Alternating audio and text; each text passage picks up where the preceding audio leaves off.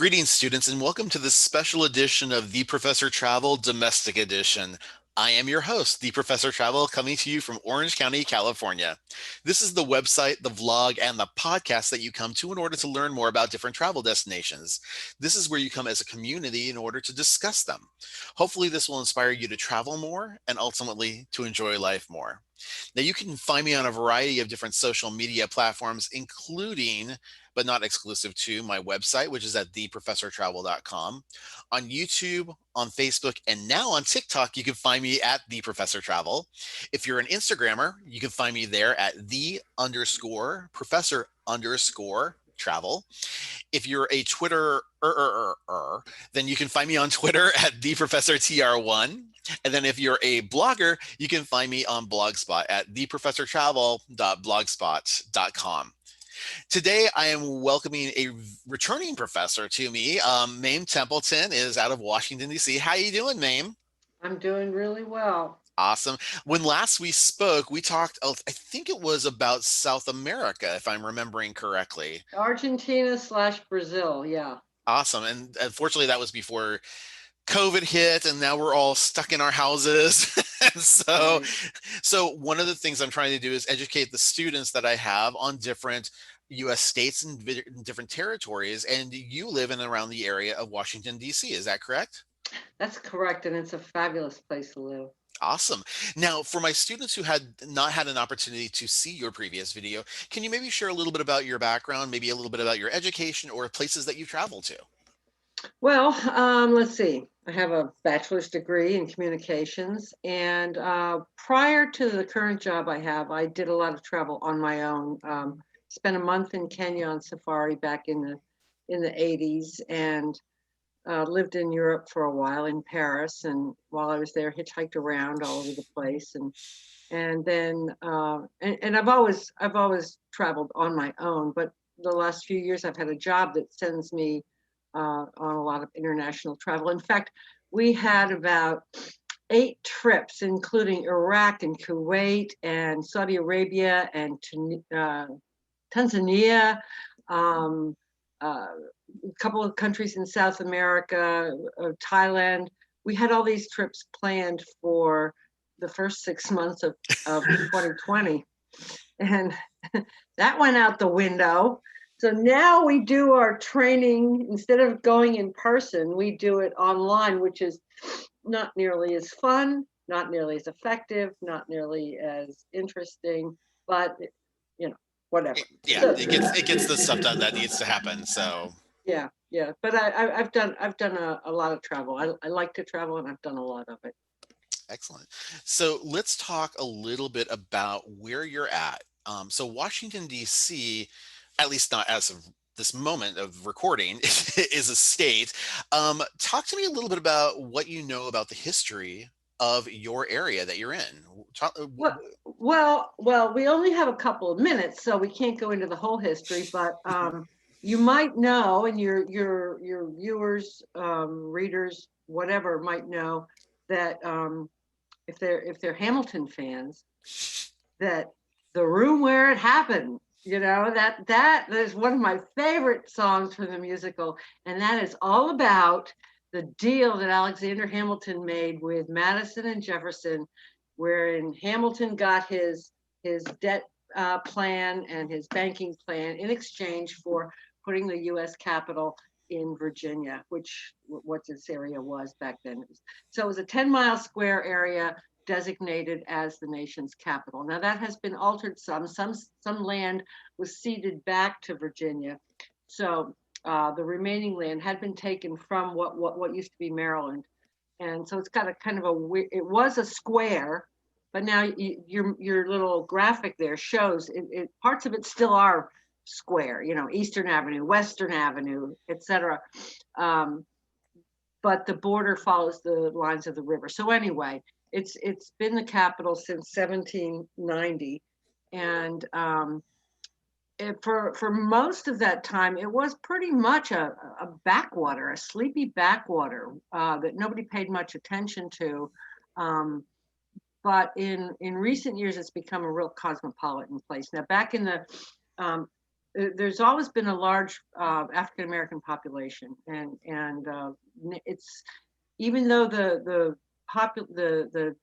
African American population has decreased a little bit to less than 50%, it's still widely, there's still a lot of international people here.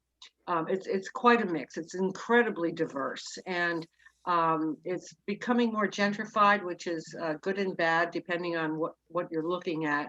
But it's as cosmopolitan as it gets without having the overwhelming aspect of New York, for example. Um, the biggest drawback of the DC area, in my opinion, and in the opinion of a lot of people, is the traffic. Because if your map doesn't show the streets, the layout of the streets, but it's insane. There's a certain logic to it, but it's also insane because of all these avenues that crisscross everything. I mean, it's alphabetically laid out north to south in a very logical way, and then the numbered streets are, they go in the usual order in both directions, starting in the center point. You've got northeast, northwest, southeast, and southwest. But there you can see some of the avenues as they cut through. Now they look very pretty there, but what they do to traffic is kind of crazy. So, but with COVID, the traffic has been reduced a fair amount with, and that could hold going into the future, because the future of work is going to have a lot more remote working opportunities, which will hopefully have an impact on the traffic levels. But there are a lot of good things in the DC area. It's a wonderful place to live. Yeah, I didn't cover too much of the history. It used to be the murder capital of the United States back in when the crack epidemic was going on. I think that was the 80s or the 90s. When I first moved here in the 70s, my father was like, "What are you going there for? It's nothing but rapes and ripoffs." You know, because there was a lot of violence and crime, and it got worse when crack came on the scene. But that has reversed, and it's gone the other way. So that's not really the shining element of the city. well, a couple of things that you mentioned that I thought were really interesting. The traffic has a unique pattern in your area because you have places like the Capitol, which are around, area, and then, traffic is not, like a grid. Like, for example, where you were saying the New York metropolitan area, it's very, these are the avenues, these are the streets, they go in one direction or the other way. Here you have like diagonal streets, and then you have, Oh, let me tell you, not only do we have that, well, okay, and it's like I've always wanted to see a speeded up picture at night, or let's see, this time of year when rush hour is dark, to show that the entire surrounding area gets sucked into the center of the city in the morning and then spit back out at night. It's very distinct. And one of the crazy making things around here is that there are streets that change direction. And when I first moved here, approaching a sign, it's like one way from 7 to 9, except for these lanes that have X's in them. And it's like, you don't have time to read the sign. Where am I supposed to be? You can't tell what it is. And it's the same thing with parking. No parking here except on Saturday morning from 6 to 8, or from Monday through Friday from 10 to 8. And it's like, what? It's crazy making. It really is. But it's that sucking into the center of DC and then spitting everybody out, because the surrounding suburbs are where most people, probably most people work. I mean, the population of the city increases by hundreds of thousands during the day. one thing I was going to make mention of, and I thought was really very interesting, is when I went there initially, I was a regional training manager with the previous college I was at. And I found it fascinating that there were certain areas, especially when you get around the Arlington area and just, and now granted that's Virginia, but you're like right across the way is where DC is. A lot, you have like malls and things that are actually underground. And I thought that was Yeah. like fascinating. One of the other things I thought that was also really fascinating is, and I have a picture on my slide here. And for those of you who are listening on the podcast, you'll have to come into the YouTube channel in order to see some of these beautiful pictures. There's a picture here of what will appear to be some Japanese women and cherry blossoms. And I guess there's a history of like cherry blossoms or cherry blossom trees in the Washington, D.C. area. Well, I don't really know exactly when they got here, but yes, Japan uh, gave us these hundreds and hundreds of cherry blossom trees, of cherry trees, and they surround the tidal basin. And they're elsewhere too. I mean, there's a neighborhood near me that all the streets are lined in cherry trees, and so when they blossom in the spring, it's absolutely gorgeous. It's this the streets full of canopies of of cherry blossoms. And in DC, down around the tidal basin, that's a major tourist attraction, the Cherry Blossom Festival in the spring.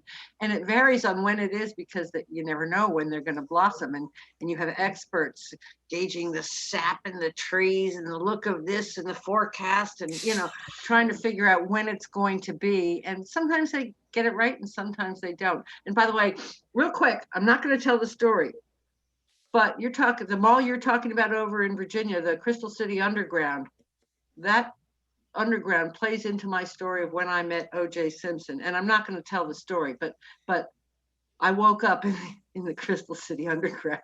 Anyway. Oh my. Oh my. So let me ask you, what exactly are the states that surround Washington, D.C.? I know we talked about Maryland and Virginia. Are there any other states that are surrounding? No, you've got Maryland to the north and east, and Virginia to the west and south. And as to the cherry blossoms, the it is a big tourist event, and in the spring, hundreds of busloads of tourists come to see this, and it gets extremely crowded, lots and lots of people. My husband and I went down there a couple times. We would go down at 6 o'clock in the morning with our dog because there were no crowds. But other times, I had a friend who rode a motorcycle a few years ago and worked in downtown DC, and I said, let's go, pick me up on your bike and let's go to the cherry blossoms. And he goes, I don't want to. I said, but he did it for me, and it was kind of a nightmare because traffic was so bad. Even on a motorcycle, it was so congested because yes, it is beautiful, but there are just thousands and thousands of people here to see it because it is Yeah. very, very pretty. But it's a Yeah. big tourist attraction in the spring. I can imagine it's just going to be a little bit insane. I know, like with it being only about like a 10-mile square, I wasn't sure if walking was an option in order to be able to do stuff like that either. Well, yeah, it is. It is, but the and I have walked to the cherry blossom from my work. It was only a few blocks from my work. So you can take a metro and get near there, but that doesn't mean that the traffic isn't there too. I mean, it's crazy, but it's your question was about the bordering states. Yeah, it's Maryland and DC are the only states that border the district at this, and part of it used to be like I said, the southwest portion used to be the district, but it was ceded back to Virginia, 100 years ago or something. Okay. So let me then ask you a little bit more about one other thing that's unique, I think, to the DC area. When I go to places like New York, or when I go to places like Chicago, and when I say New York, I mean Manhattan specifically, Right. the architecture is very Gothic and it's a very distinctive kind of architecture. But when I go to DC, the architecture is unique in that it doesn't appear to be this same Gothic style. It appears to be something more along the lines of very, it's kind of a combination between like a very blocky slash Americana feel to it. And I don't know, and it's slash Greek because obviously there's, influence there. Um, are you familiar with all the differences between the New York's type of architecture and say DC's? type of architecture? Well, just like New York, you know, DC has different neighborhoods, and if you're over in Georgetown, there's the colonial look. You know, it looks like it's right out of, and it is. A lot of it is was built back in the 1700s, the early 1800s, that sort of thing, and it has that look.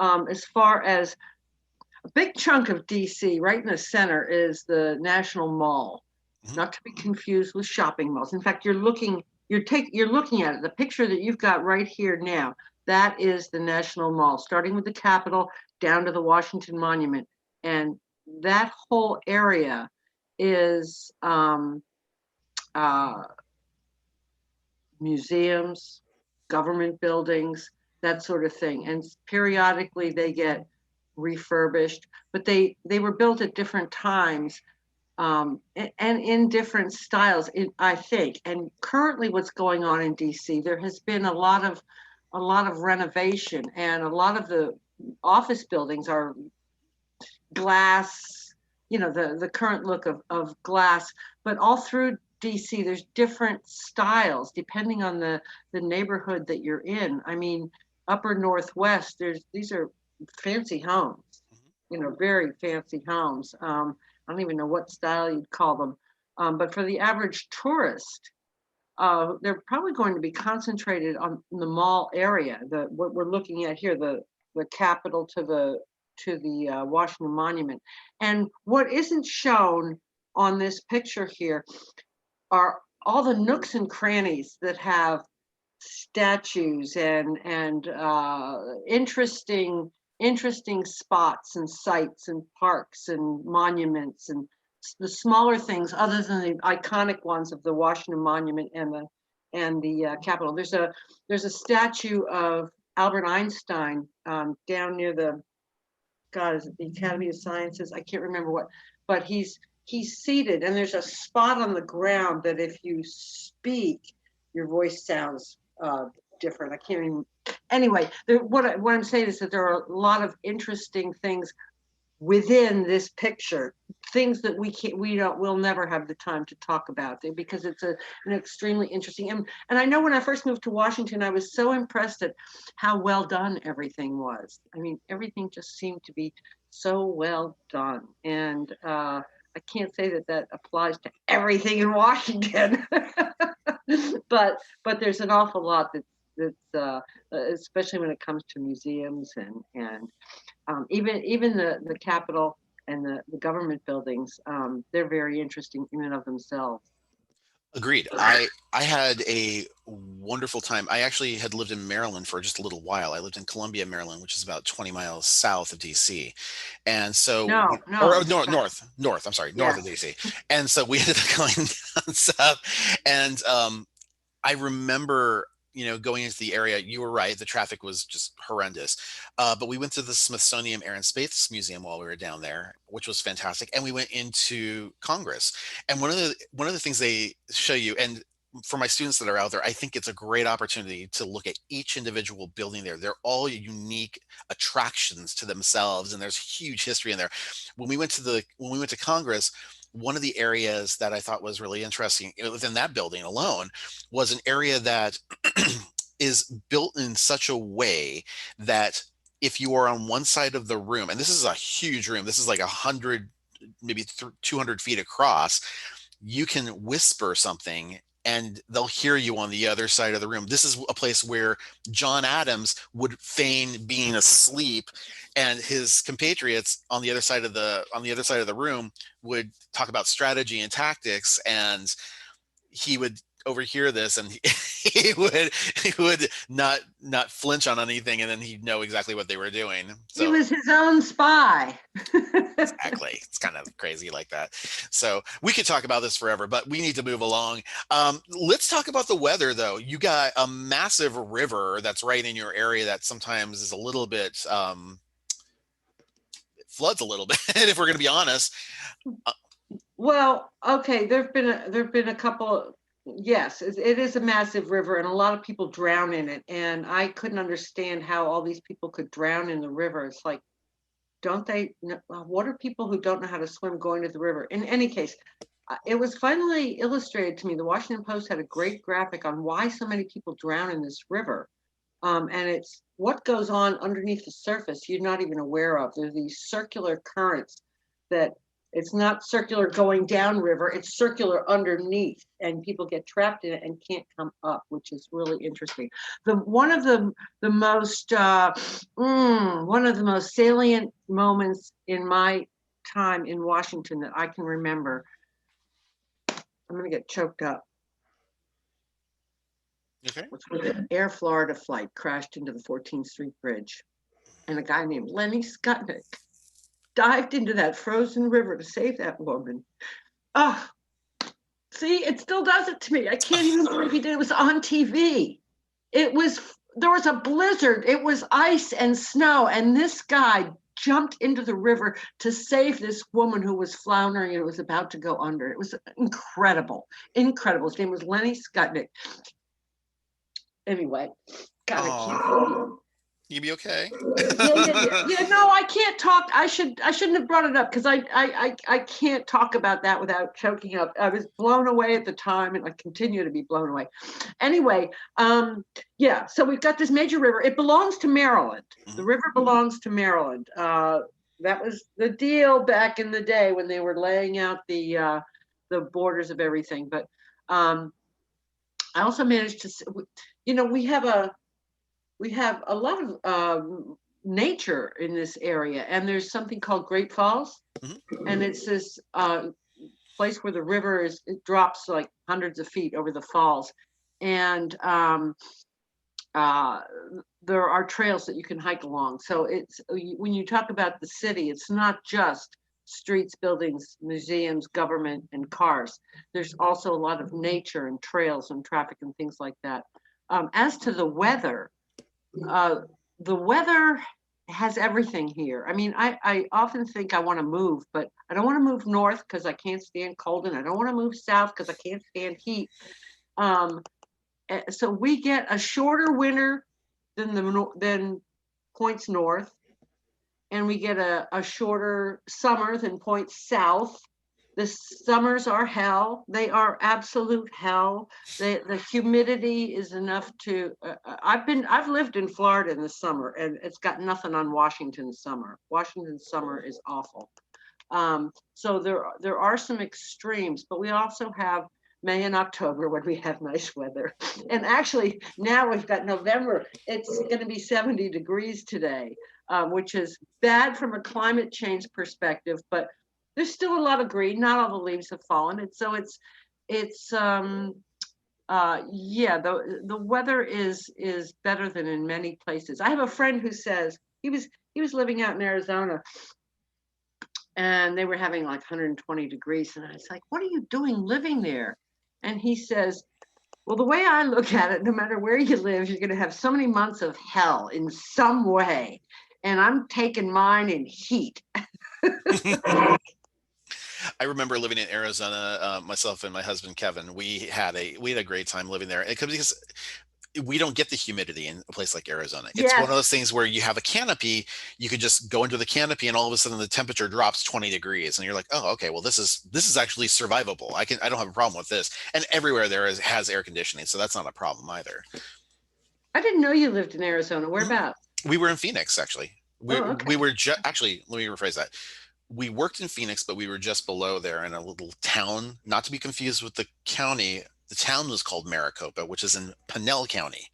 So it's this little place that's like in the middle of the desert. It was just kind of crazy. But I mean, it's about 12 miles south of Phoenix, but the pricing and the housing was fantastic there. So we had to make the journey. But I mean, living in a place like DC where you can just like, oh, okay, well, I can walk everywhere for the most part. It just seems like that would be a dream come true, almost like living in like the Manhattan metro area in a way. Well, it depends. It depends what your job is, how much money you make. I mean, I would love to live somewhere closer to DC. I'm just outside of DC in a suburban area that the only thing I can't do here is I can't walk to a nearby coffee shop, and that's what I want.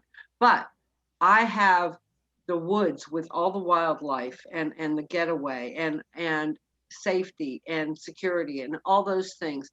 the thing I don't have is city that city life where you can walk to the coffee shop and walk here, that street life.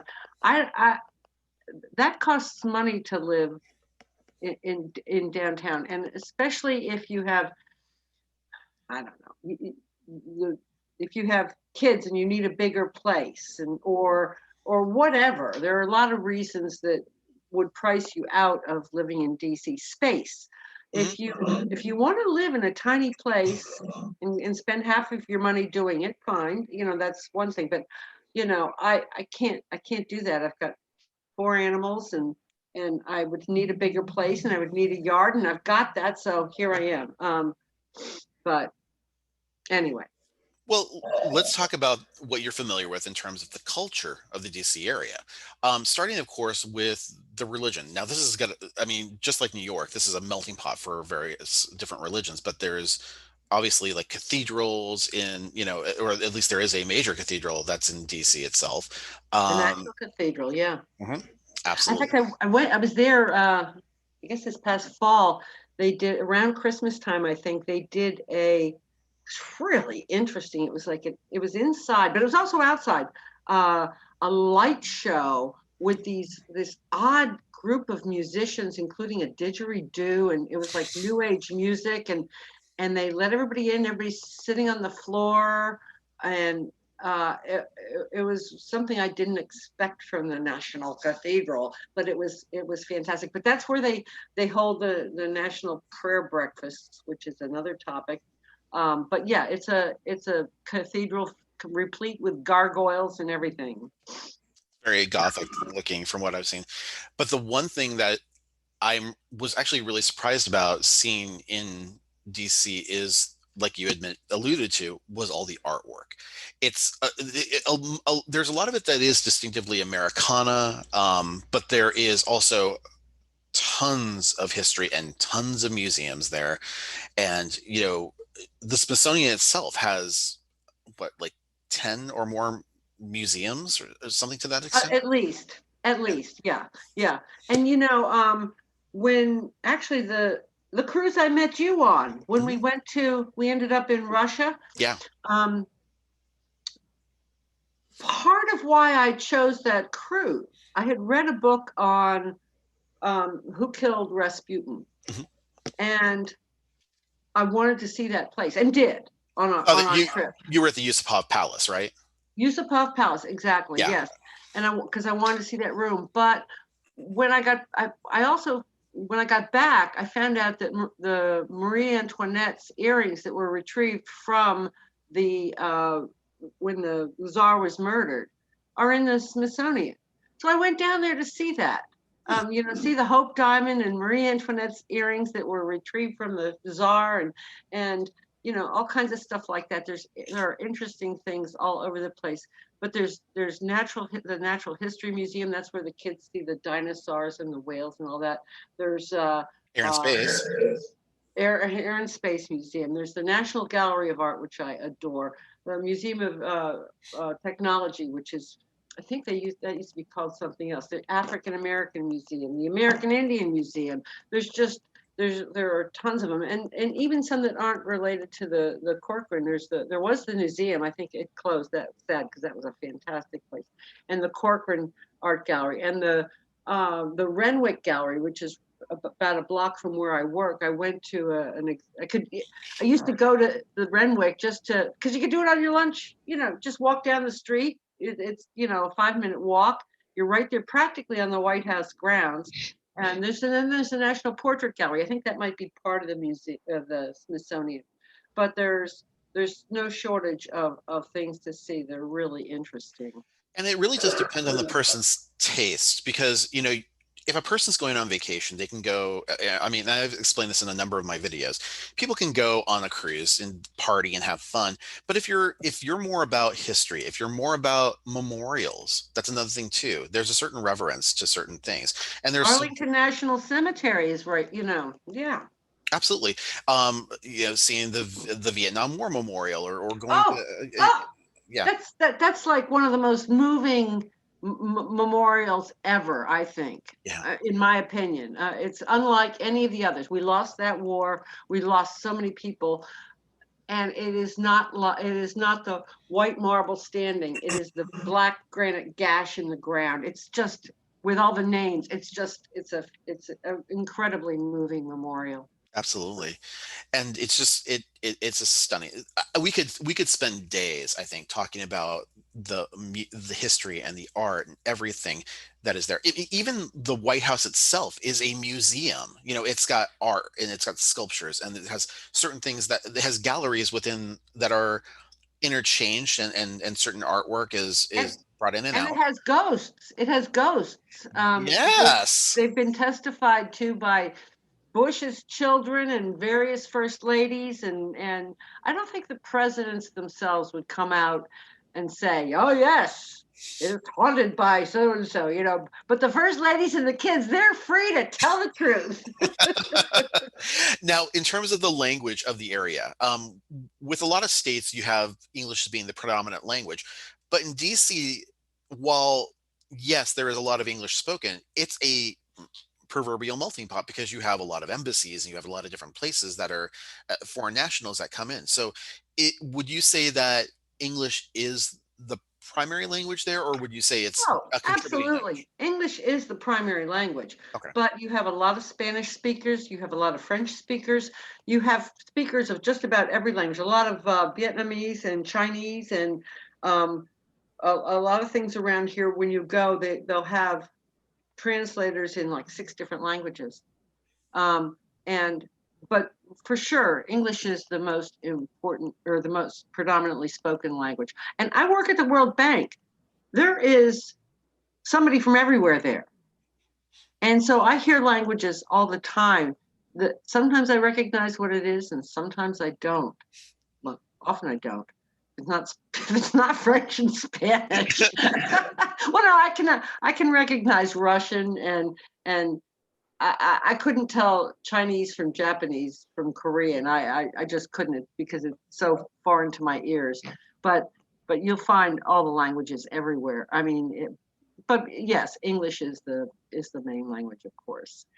Now let's talk about one of my favorite subjects, which is food, and well, clearly. And so, um, when you think of DC, what are the typical what are some foods within the area that you think about that are just you're like that is distinctively DC?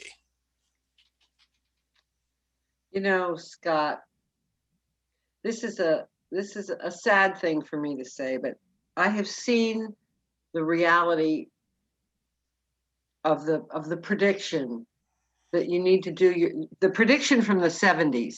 Do your traveling now before every place becomes the same, because you can get anything in DC, anything. Now, things like Ben's Chili Bowl downtown, not too far from the White House, became famous because Obama would go there, and it was kind of parodied in House of Cards. That's where The barbecue. Frank Underwood would go to. Yeah, yeah. Um, but the truth of the matter is there are iconic restaurants, many of which have closed, like the old Ebbett Grill, which was catty corner from the White House grounds, and it was like a real institution, quite the experience. And I understand it's closed, which is a shame. But unfortunately, there are all the ones you find everywhere else, which is everything. You can find every cuisine out there, from uh, steaks and burgers to Ethiopian restaurants to Afghani restaurants to, of course, Korean and Japanese and Chinese and um, Argentinian, and you name it. You name it. Washington has it.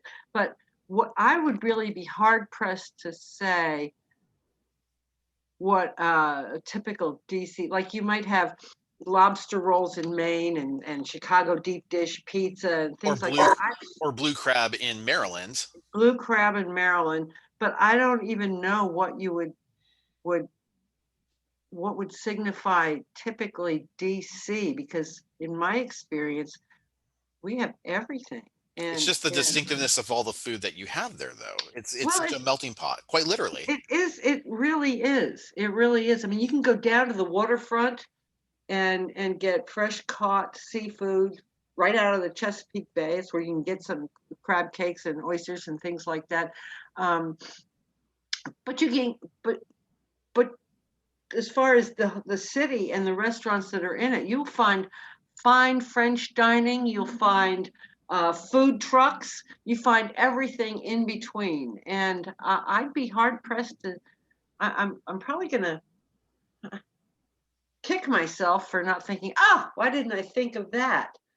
But I really can't say that there is one food that exemplifies DC, because it is such a melting pot and has such a variety. It's kind of like New York, and increasingly so. It didn't always used to be this way, but in the last, I don't know, 20, 30 years, it has become very cosmopolitan in that regard. Yeah, but even in New York, I can say, okay, well, there's New York cheesecake, or there's the New York style pizza, or stuff like that, or you get the very distinctive delis. And those are some of the things that are iconic to New York. I would say, like what you were indicating, like I don't think I've been to a place with more Ethiopian food than probably the DC metro area. It just seems like there's a lot of it that's there. Well, again, I haven't been to Ethiopia personally, but I mean, it seems like there is a lot of Ethiopian food specifically within the area. Um, and again, it's all just a matter of taste, I suppose. But let's move on to really quick sports. I'm kind of surprised about this because, for example, the Washington Nationals, they're not necessarily in Washington D.C. They're like right over the border, or are they? Well, they are. Oh, Nationals Park is in DC. huh, Unless okay. unless I'm wrong. I mean, I'd bet money on that. I didn't know they had the space for that. Yeah, it's in. I'm looking it up right now. I'm pretty sure. Nationals Park, which is a great place. I met Wolf Blitzer there, just walking around eating one day. Um, That see, and now that's something that's also a little unique to the DC area is that, here where I live in Southern California, we bump into a lot of movie stars or people in Hollywood, but there you have a lot of political stars, and they're walking the streets, or they're all over the yeah, place there too, which is kind of interesting. yeah. Okay. Yes. Yes. The Navy. Yes. The it is Nationals Park is in DC. It's at 1500 South Capitol Street Southeast. So it is DC. I have learned something today. Yeah. Very Well, cool. and when we went there, you can. There's a water taxi that'll pick you up in Old Town Alexandria and take you right to the stadium. Nice. Yeah, when there's That's fun. when there's a game, it's this ferry that runs back and forth, and we did that, and that was a lot of fun. Wow, that's really kind of nice. And then Yeah. in terms of the holidays, how are the holidays in DC? Well, they're great. Well, we're talking about Like fourth Christmas. Christmas and Fourth of July, I imagine Oh, are 4th of spectacular. July. Fourth. Oh, yeah. Christmas is the traffic eases up big time, and everything is decorated beautifully. Those are the two key things about Washington proper. There's the lighting of the Christmas tree, which I've never understood. It's turning on a switch, but um, people do gather for that switch. And there's the White House Easter egg hunt. That's a big holiday. But 4th of July is has always been a big one, and it because they have a fantastic fireworks celebration on the National Mall. And um, for me personally, most years it's too hot. I can't do that anymore since I don't drink. Back when I drank, I could withstand the heat a lot more. But occasionally we have a July 4th that isn't that hot, and it's delightful and gorgeous. I went down there. Was it this? Could have been this year, and they had projections of space shots on the Washington Monument. Um, That is just really cool, really cool. But that's a great holiday because it's usually nonpartisan, non-political, non-denominational. It's just Americans, and it's a great one. So And that's one of the better holidays around here. and then the laying of the laying of the wreath at the Arlington National Cemetery, of course, that usually takes place, I think, on Memorial Day. Is Is it it? I think it's Memorial Memorial Day Day, or or Veterans Day. It's one of the two. Well, I they think it's probably, Memorial Day. yeah. I think you're right. You're right.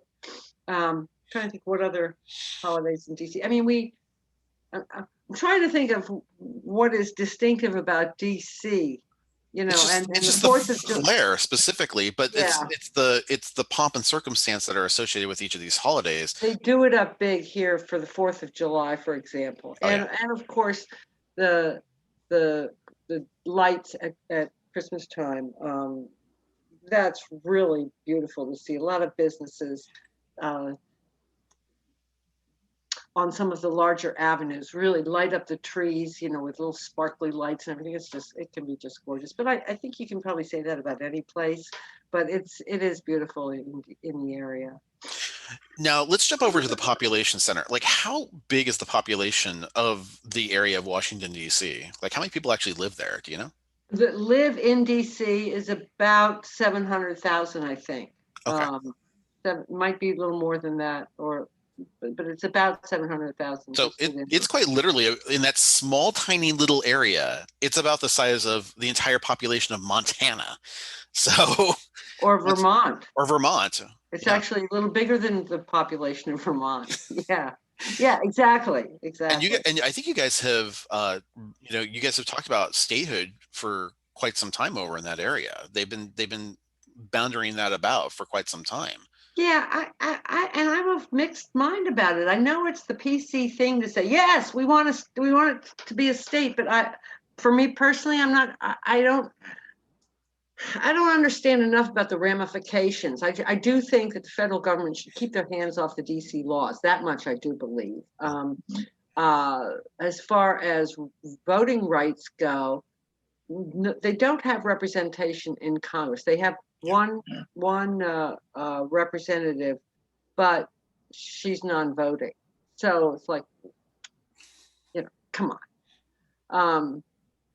So there are different ways of talking about giving them voting rights in Maryland. I don't know. I don't know enough, but it's not a state, although there is movement afoot, and it has been increasing in recent years to make DC a state.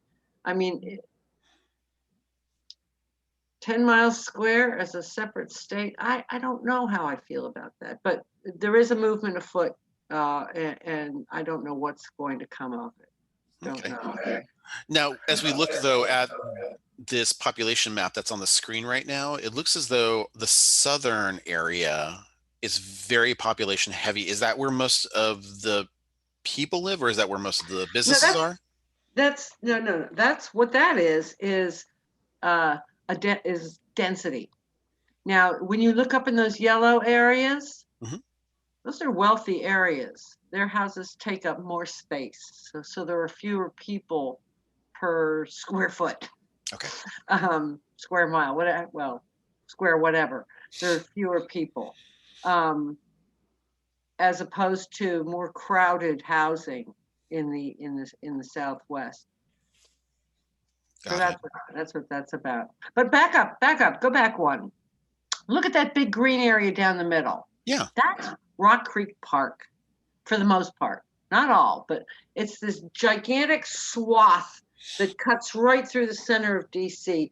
That it's a park. And it's not all places are manicured and tidy. It's more wild and free. But it's great for picnics, for walking, for just driving. I love driving through it, although you can get lost. Thank God for Waze, because I have gotten there and it's been late at night and it's like, where on earth am I? What has happened? Because it's a lot of twisty, windy turns, but it's a great resource. It's kind of like Central Park, only wilder and crazier. It's not a defined rectangle, Yep, absolutely. Now, I was really surprised, and I suppose I shouldn't be, but when I'm looking at DC, the major economy is boosted by a lot of governments within the area, whether it's the actual federal government, whether it's the government of the state of Virginia or the government of the state of Maryland. They're all basically housing and coagulating within that area. And that seems to be the majority of what's in that area. I mean, certainly you'll have the smaller businesses, you'll have your local McDonald's, you'll have all these places, but it seems like almost every other building there is an agency. There's a lot. Or hotels. I mean, the hospitality industry, because it is just such a mecca of all these things that are going on, is Yeah. just fantastic. Oh yeah, I mean tourism is like other besides government, tourism is the biggest driver of anything here. But government most assuredly is the first. And when you talk about I mean the local jurisdictions, whether it's PG in Montgomery County or Fairfax or whoever, these all of these places house hundreds, thousands of people who work in DC. So and then we have the metro that relies on joint funding between the various different entities, and uh, some of them try to engender a more shared opportunity, uh, or excuse me, shared costs. Like, for example, DC should not pay for all of the metro since it serves Maryland and Virginia big time, not even a little, a lot. And there's sometimes talk about taxing commuters, like you're coming into DC to work, well then you need to pay for it. But that's an ongoing thing that's always happening. Yeah, I think that's always going to be the struggle, and that's going to be a little bit of an issue. Yeah. So we talked a little bit about the traffic in specifically the DC central metro area, but talk to me about the Beltway. What is that about? Well, it's a big circular highway that goes around the metropolitan area, and what to say about it? I mean, I think it's 60 some miles in total, and it's a godsend in some ways, but it's crazy making in others, depending on the time of day. And there are certain spots that are accident prone, and I know I I had a sister come up from Virginia Beach, and she was deposited over in Vienna, Virginia. Now, normally it would take me probably, I don't know, half hour max to get to her. And there was an overturned tractor trailer on the Beltway. And I did not get home for like 9 hours Mm. because we got trapped along with thousands of other people, and there was gridlock.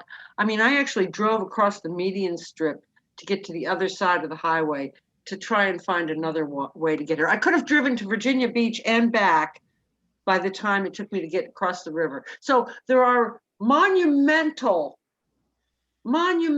traffic problems on occasion, but they're usually based, the you have when you live in the DC area, and this is not just dependent on the Beltway. When you live in the DC area, there's an internal clock baked in regarding rush hours.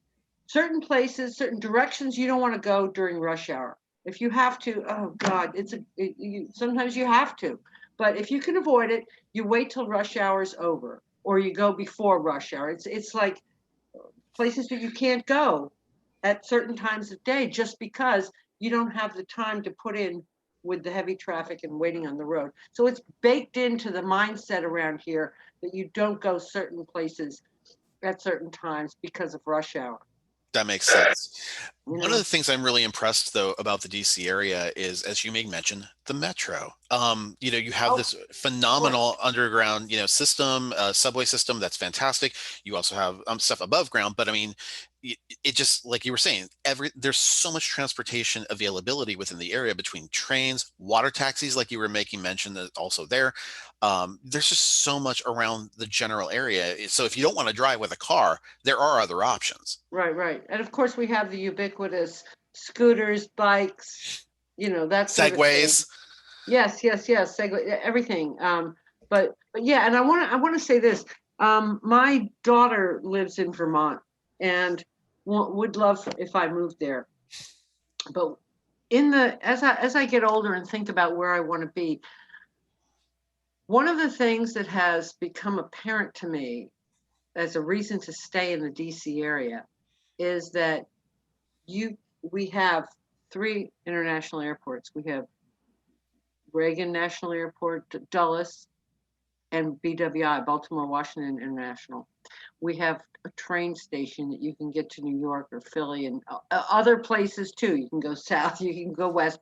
Not as much as we might have in the coming years with Joe Biden as a president, but there are a lot of transportation options. If you don't need those, there are buses. There are, if you get down to the micro world, we've got the scooters and all that. But to get out of the area, to go on a trip, major airports and trains and buses, you can get anywhere. And I can say that that is not true in the capital of Vermont, in Montpelier. There are no airports. There are no train stations. There isn't even a bus. It used to be a bus to get there from the Boston airport, and there isn't anymore. And it's a real problem. And if you do like to travel, it's a consideration. And this area has so many options that I appreciate in a way that I didn't used to, but it really does. It has a lot of options, so you can get anywhere.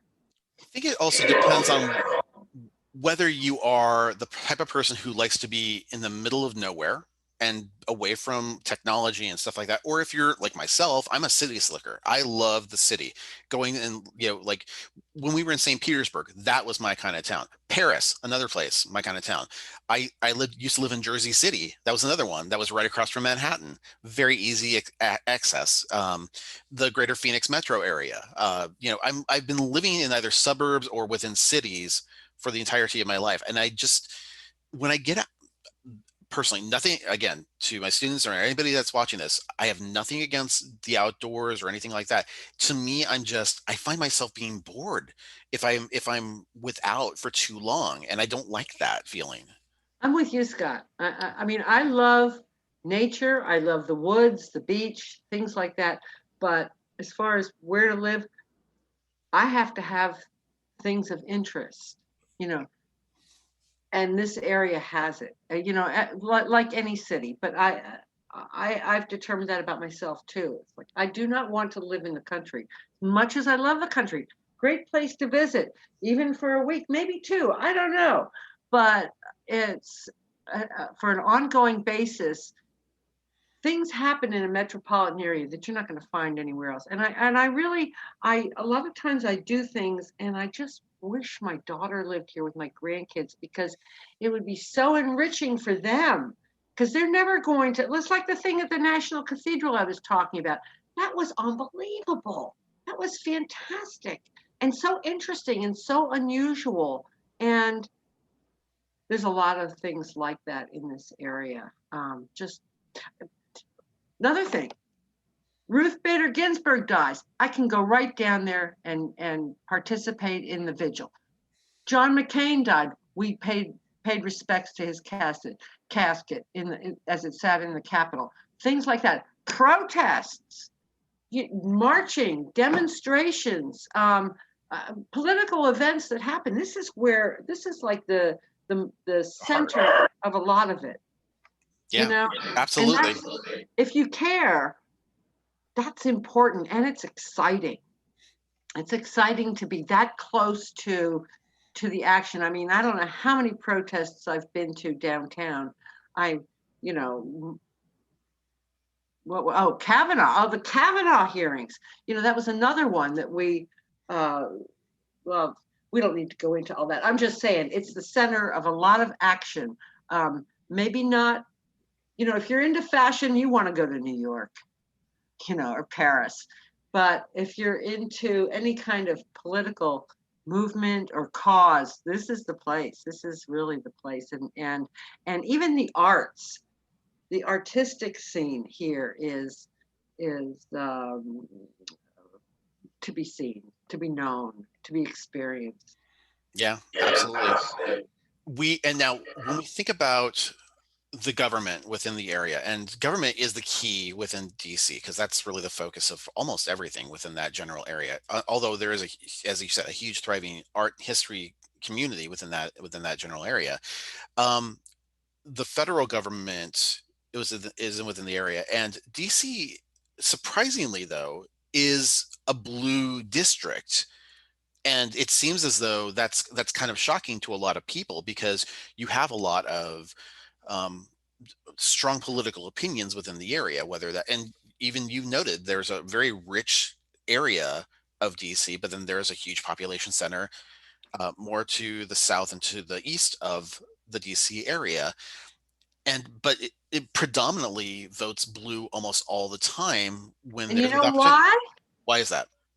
Well, one of the main reasons, in my humble opinion, is because it's an extremely highly educated population. And you you have that element, which is huge. I mean, not only does this place attract people who are educated because they want positions with various agencies or in government or whatever, but we have American University, George Washington, Georgetown, Gallaudet, Catholic U, Trinity University. We have a ton of schools in the area, and then others that are not too far away. But it attracts an educated population as well. And in my opinion, the way I see it is that when people are highly educated, chances are they're going to be on the blue side.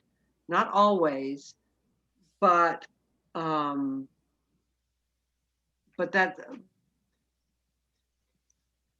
I don't want to get into a major No, no, that's okay. discussion. Here's the thing. Education is my passion, and one of the things I'm really inspired by, and since you brought up colleges, I thought I'd flip to that slide really fast too, because you have Georgetown, you have Howard, you have all these, historic colleges that are within the area, and it's like it really surprised me that with such a small area, you have some of these historical universities and colleges that have been there for hundreds of years that are just massive estates of learning. And it's one of the things that attracts people to the area. Mhm. They want to go to Georgetown Law or George Washington or AU or whatever. But one of my since you are an educator, this is one of my elementary takes on what we need in this country is education, but in a different way and in a broader sense, because the way I see it happening, people from rural areas and smaller towns go to larger areas like DC or just larger areas to get an education, and then they want to use it, so they go back out into the world to the cities and leaving those in the rural areas abandoned, basically. I mean, the educated people leave the rural areas and go to the cities, and that's why the cities are largely dominated by democratic mindsets and voters. They are blue because of the education, and I think that is key to something that needs addressing in this country. Yeah, I think I don't know what the there's whole answer is, but I think that's one of the main issues. speaking as an educator, I'm impassioned by your love of that, by the way. But I also think specifically on our conversation relating to both education and the location we're talking about, DC, I think there is a distinctive need, especially in today's day and age. And this is just my bully pulpit for a second. So if you want to mute me, students, that's fine. But my general thought is a conversation about civics and having those conversations about political mindsets, just being re-educated about. I remember when I was growing up, we had classes in civics, we had classes in political science, we had things like that.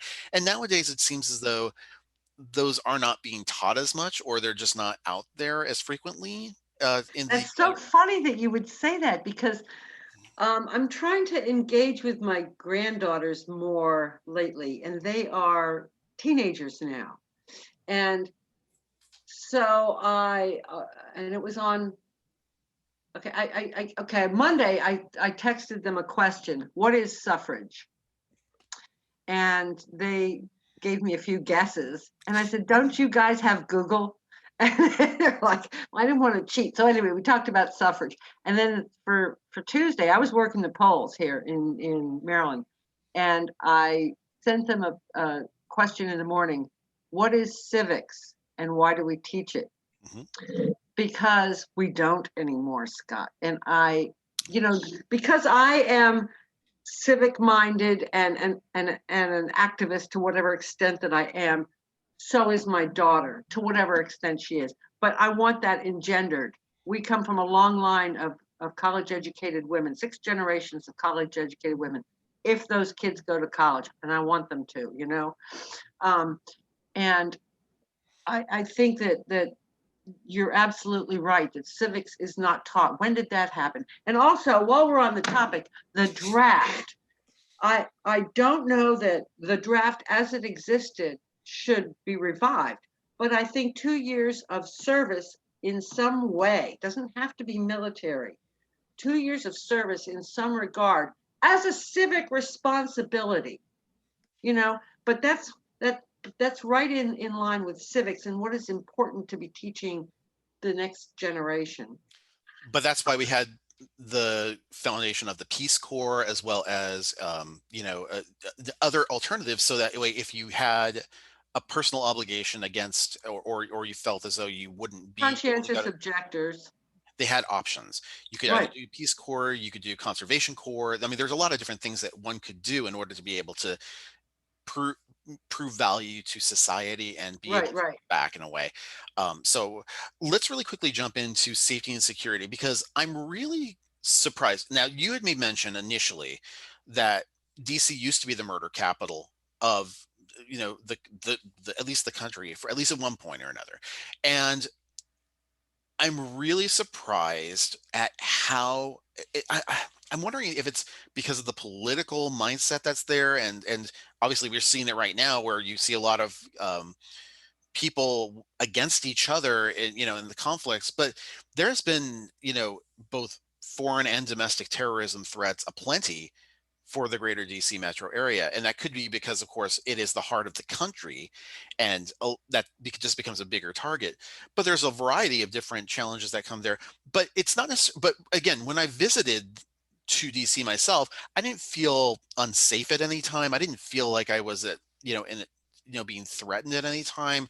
It, I didn't feel like there was that crime or that criminal element. I think in terms of the criminal element as being something that's kind of not in the public eye and not really bearing down upon the average person that's walking around the area, unless you're taking into consideration, yeah, you're part of a major metropolis city, and there are, like with any city, you just don't want to go out at night at certain, like, you don't want to duck behind a back alley in a really bad part of town for whatever reason. That use your common sense in terms of like that. Would you agree with that statement? Absolutely, absolutely. And I think, it depends on where you go and what you do. And I do teach women's safety at work when we're traveling. And common sense is necessary. You don't put yourself in a position where there's potential danger. We don't need to go through the whole course right now, but exactly what you said, you use common sense. But in DC, there are not every place is wealthy and well-to-do, but there is a lot of money here. There are a lot of wealthy people. There's a lot of money in DC, but there's a lot of poverty too. So you have that the the criminal the poor people often get involved with drugs to make some money, and so you have that whole drug culture going on, and that engenders crime because there's so much money out there to be taken from the rich people. So it's like any place else. I think the haves and the have-nots, and you've got the have-nots, and some of those with that mindset are going to look for opportunities in the it's like Willie what was his name? Willie Horton? Willie Horton, Why yeah. rob banks? Because that's where the money is. Yeah. You know, so there is a criminal element, but it's not. First of all, it's not like it was. Depends where you go. Common sense. If you're just traveling to DC, don't go over into Southeast at night, for God's sake. You know, if you're a woman, don't be walking alone. I don't care where it is. You know, don't be out there walking the streets at night alone. Just don't do it anywhere. That's a rule. um, and as far as foreign and domestic terrorism threats, that's way above my pay grade.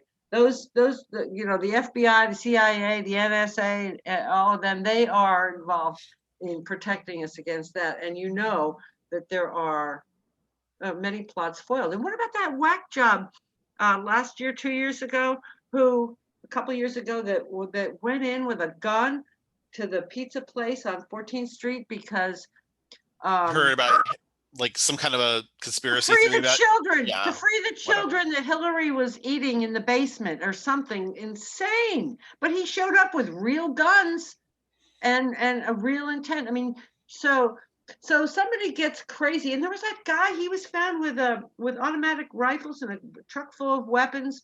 And what about that tractor guy that came to DC?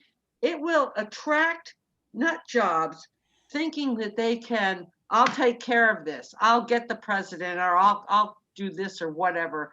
Yeah. So there's the random act of weirdness. Yeah. But as we've been But mentioned, DC is a fantastic place. In fact, leaving on a more high note here, let me ask you this. Give me a little 1 minute elevator speech. If I have a plane ticket to DC, what am I to do there? Why do I want to go? well, it depends why you're coming here. I mean, if you have an interest in politics, I would aim you at the Capitol and see if you could, you know, call ahead to your congressman to get tickets to get into the White House and see that. But there's plenty to see at the Capitol. If you have and history, I mean, you've got all kinds of museums. You've got we've also not too far from DC. We got Mount Vernon, which is another interesting place to visit. But depends. If your interest is politics, you've got it all right here. If your interest is art, you head down to the National Mall and take your pick of museums. If you just want a funky atmosphere, you go up to Adams Morgan and see that. If Georgetown, if you want to see some history and some money and some fancy stores and you know, Georgetown's where the Exorcist steps are, down in Georgetown. Um, if you want to go kayaking, you can rent kayaks. You know, you depends what you want to do. If you just want to walk around and see stuff, you would keep yourself on the National Mall, because it would probably take a week at least just to circle the mall and go in all of those buildings, maybe 2 weeks, just to see that small area. And if you branch out, there's so much more. It just depends why you're coming. That's my thumbnail, why to come to DC.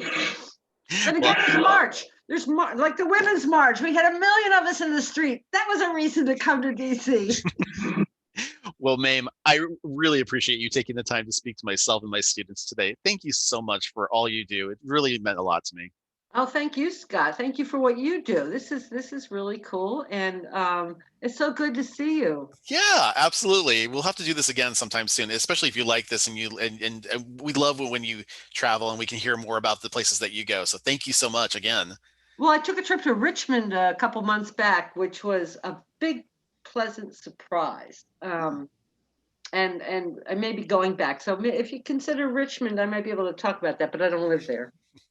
All right. Well, thank you so much. And again, to my students that are out there, if you have any questions or comments, you can certainly feel free to email me at scott@theprofessortravel.com. If you're on YouTube right now and you want to be notified about when new videos go up, click on that little bell icon right above us, and that'll let you know. If you haven't already done so, please feel free to subscribe. It doesn't cost us anything and it helps out the channel. So thank you so much if you do that. If you do like this content and you want to see more of it, give us a thumbs up and we'll be more than happy to do that.